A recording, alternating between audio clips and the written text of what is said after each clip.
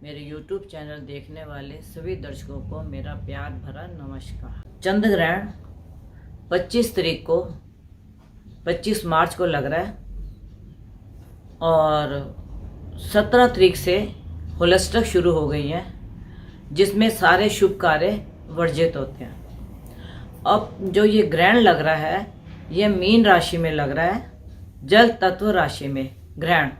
लेकिन ये ग्रहण जो है हमारे भारत में दिखने वाला नहीं है।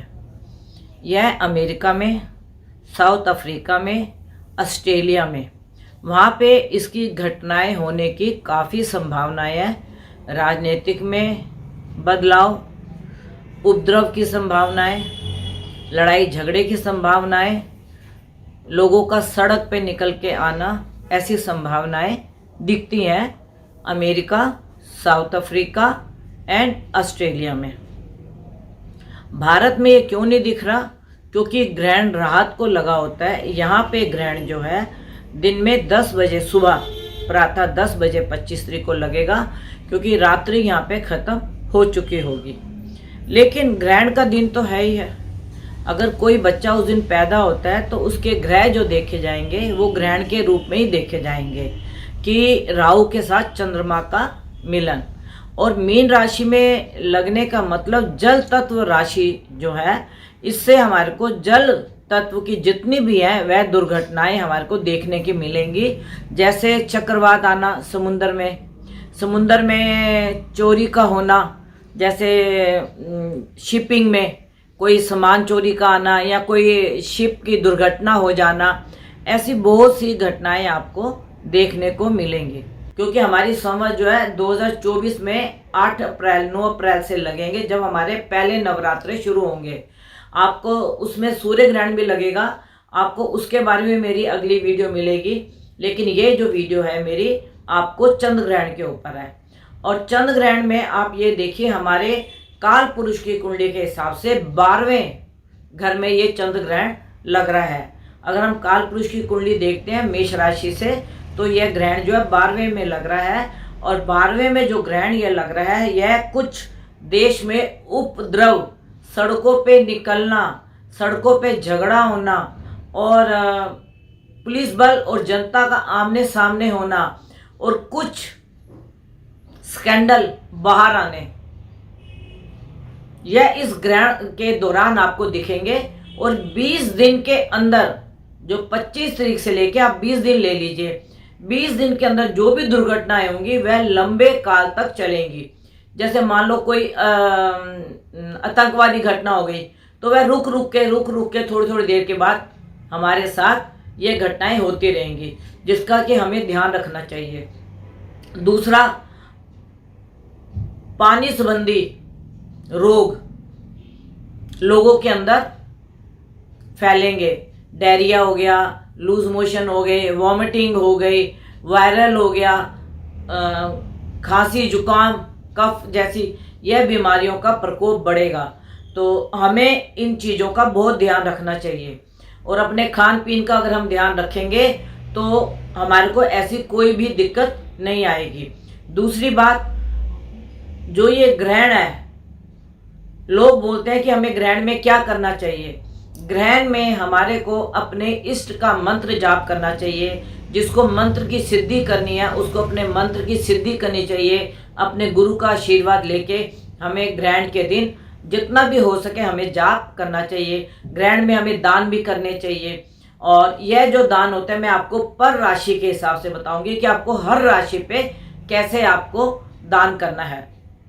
दूसरी बात, इसके अंदर चंद्र जैसी घटनाएं, मतलब मन का विचलित होना, डिप्रेशन को जागृत होना, मतलब बहुत से लोग डिप्रेशन में हो जाएंगे, कईयों का मन बड़ा व्यथी रहेगा, कईयों के आपस में लड़ाई झगड़े हो जाएंगे, ये मन के कारण ही। तो जब मन व्यथी होता है तो आदमी को कुछ भी नहीं सूझता कि हम क्या करें और क्या ना करें। और लेकिन ये भारत में नहीं दिख रहा, तो इसके लिए ज़्यादा प्रकोप तो नहीं है भारत में, लेकिन फिर भी छुटपुट घटनाएं तो होंगी। और जो हमारी माताएं, बहनें, भाभियाँ जो भी प्रेग्नेंट हैं, उनको थोड़ा सा प्रिकॉशन लेने की ज़रूरत है कि आप थोड़ा काटा पीटी का सामान ना काटें, सब्जी ना काटें, फ्रूट ना काटें। और कुछ समय मतलब ग्रहण के आप फल ना खाएं, मतलब फल साग सब्जी ये ना खाएं। और दूसरी बात कि अगर आप ग्रहण के समय में दान करते हैं, जाप करते हैं, पाठ करते हैं, तो ऐसी कुछ भी आपके साथ अनहोनी घटना या संतान के ऊपर कोई भी ऐसा प्रकोप नहीं पड़ेगा। तो मैं अपने सभी बहनों और भाइयों को सबको ये बोलूँगी, जो भी अगर जिनके घर में खुशी आने वाली है, बच्चा होने वाला है, तो वो थोड़ा सा प्रिकॉशन लें। बाकी इसमें कोई ऐसी कोई डरने वाली बात नहीं है कि भाई हमारे को ये ग्रहण से क्या क्या करना है और क्या क्या नहीं करना। तो बाकी जो आप अपने मंत्र जाप करते हैं उसका आपको बहुत लाभ मिलेगा। और जो जल के पक्षी हैं, जल में रहने वाले जीव जंतु हैं, उनके ऊपर इसका प्रकोप बहुत पड़ेगा और कहीं कहीं पे छोटे छोटे भूकंप भी आएंगे। और वैसे भी ग्रहण से 2-4 दिन पहले और 2-4 दिन बाद यह घटनाएं होती हैं भूकंप की, तो इसमें भी घबराने की बात नहीं है, कोई बड़ा भूकंप नहीं आने वाला। और अब मैं आपको राशि के हिसाब से बताऊंगी कि आपने क्या दान करना है और क्या आपको पूजा या पाठ या किस मंत्र का जाप करना है।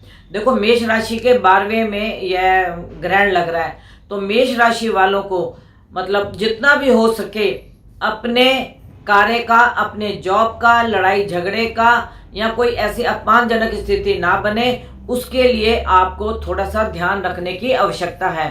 और अगर आप जितना भी हो सके हनुमान जी का 5 बार 7 बार हनुमान चालीसा करें और इससे आपको बहुत लाभ होगा। और अपने मन को, अपने गुस्से को थोड़ा कंट्रोल में रखें, क्योंकि आपके 12वें भाव में यह ग्रहण लग रहा है। वृष राशि के ये 11वें भाव में लग रहा है और संतान पक्ष को भी यह देखेगा। तो वृष राशि वालों को चाहिए कि अपने कारोबार में थोड़ा ध्यान रखें, अपने लाभ हानि का थोड़ा ध्यान रखें और कहीं पे फजूल खर्चे आपसे ना हो जाए, कहीं मतलब जरूरत से ज़्यादा पैसा ना व्यय हो जाए, क्योंकि यह लाभ स्थान में आपका ग्रहण लग रहा है। और आपको अपने छोटे भाई बहनों से थोड़े संबंध को मधुर बनाने की कोशिश करनी चाहिए, क्योंकि राहु की दृष्टि पराक्रम में पड़ रही है। तो मैं ये बोलूँगी कि वृष राशि वालों को विष्णु सहस्त्र का पाठ करना चाहिए और जितना भी हो सके ओम नमो भगवते वासुदेवाय का पाठ करना चाहिए। और आप जितना अपने मन को कंट्रोल रखेंगे उतना आपको इसका लाभ मिलेगा। मिथुन राशि के ये 10वें भाव में ये ग्रहण लग रहा है। तो आप देखिए कि मिथुन राशि के जब 10वें स्थान में ये ग्रहण पड़ रहा है, तो यह आपके सुखी स्थान को भी देख रहा है और आपके सप्तम स्थान को भी देख रहा है। तो मेरा आप सबसे एक निवेदन है मिथुन राशि वालों से कि आप अपने कार्य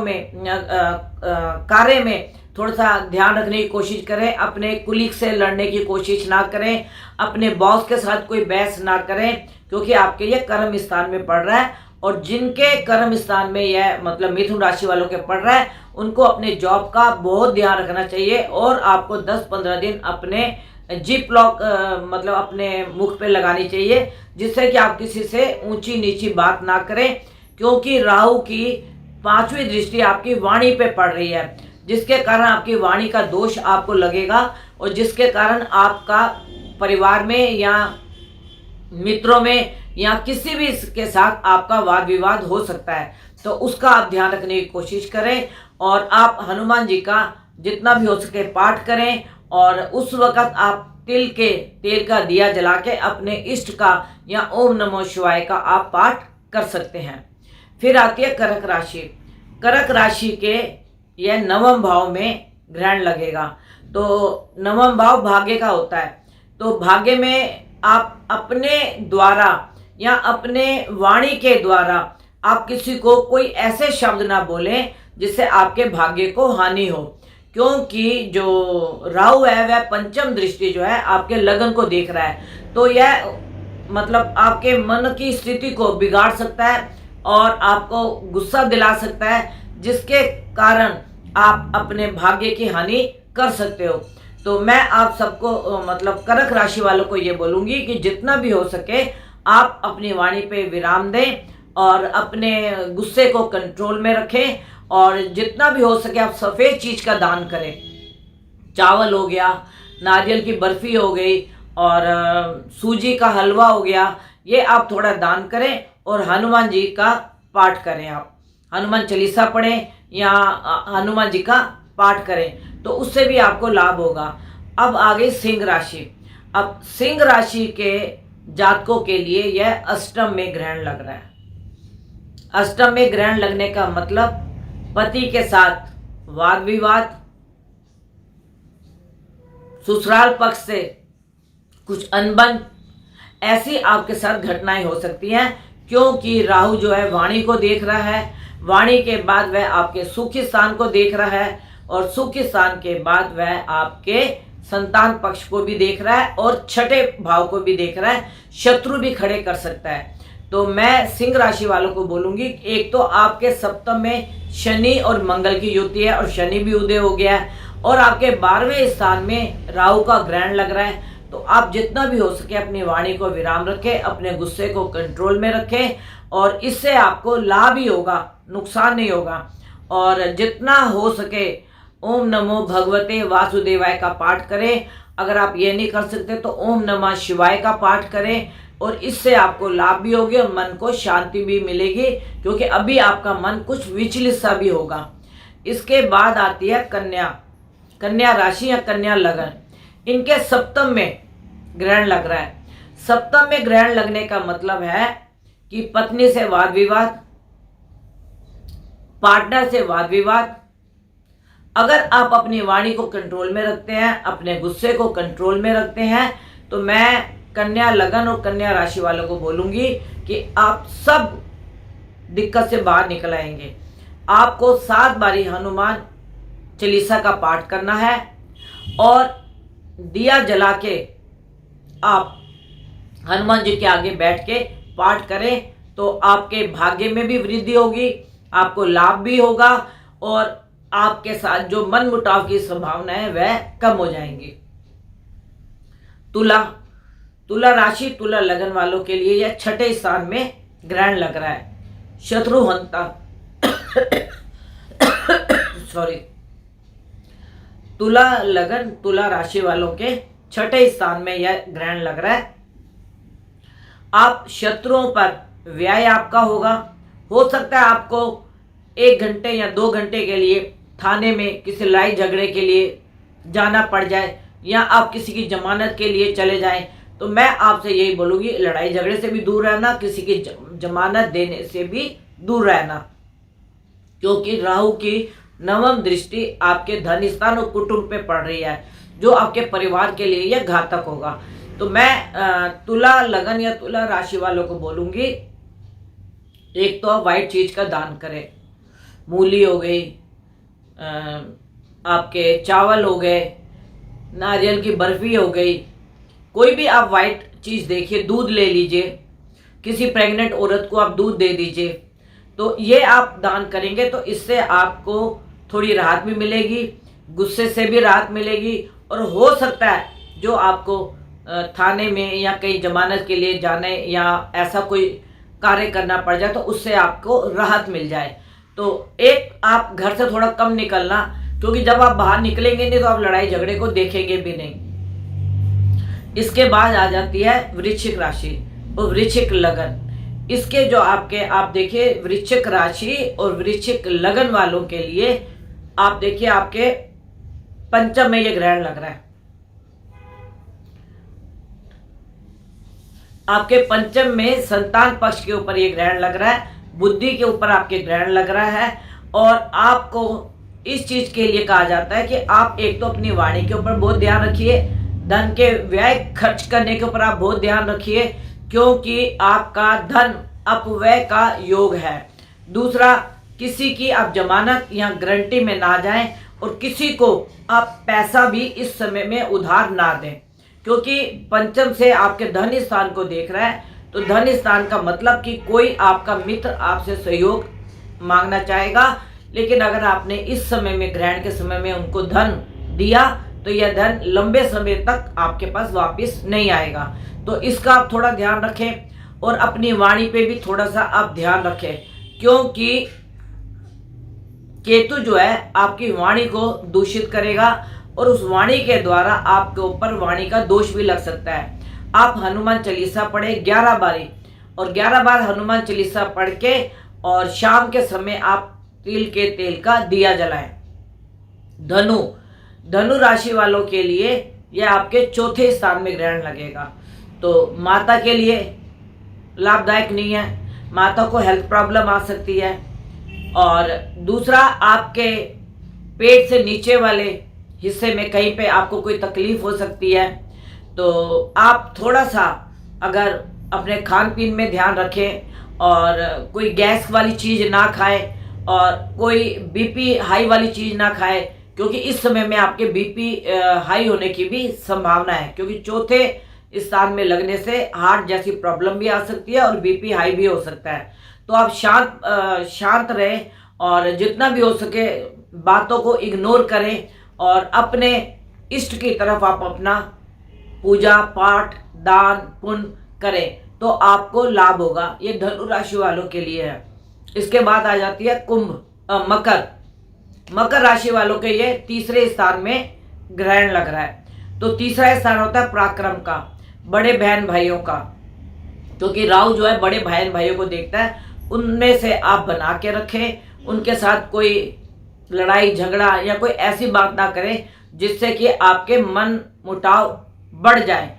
तो मैं और दूसरा, धन का भी अपव्यय को आप ध्यान से रखें, क्योंकि मकर लगन या मकर राशि वालों के तीसरे स्थान में लग के राहु की नवम दृष्टि लाभ स्थान पे पड़ती है।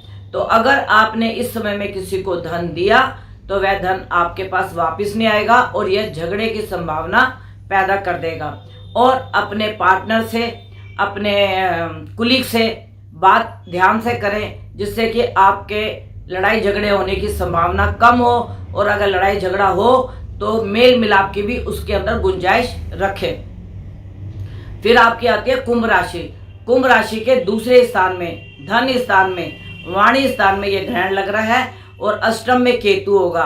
तो आपको कुछ पेट संबंधी प्रॉब्लम हो सकती है कुंभ लगन और कुंभ राशि वालों को, क्योंकि अष्टम में उनके केतु है। तो केतु जो है वह पेट संबंधी कोई प्रॉब्लम दे सकता है और मतलब हॉस्पिटल में कुछ पैसे खर्च हो सकते हैं। कोई ऐसी संभावना बन सकती है कि आपको अचानक ही हॉस्पिटल जाना पड़ जाए।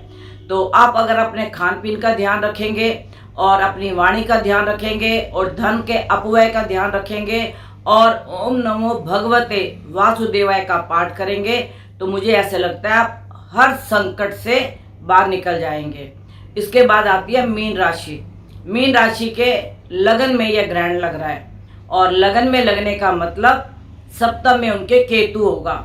जिस प्रकार से कन्या राशि के लगन में केतु और सप्तम में आपके ग्रहण लग रहा है राहु और चंद्रमा का, उसी प्रकार से मीन राशि के लगन में राहु और चंद्रमा होगा और सप्तम में केतु होगा। इसमें पति पत्नी में झगड़ा होने की संभावना, कोई मतलब पार्टनर के साथ आपके झगड़ा होने की संभावना या मतभेद उभरने की संभावना।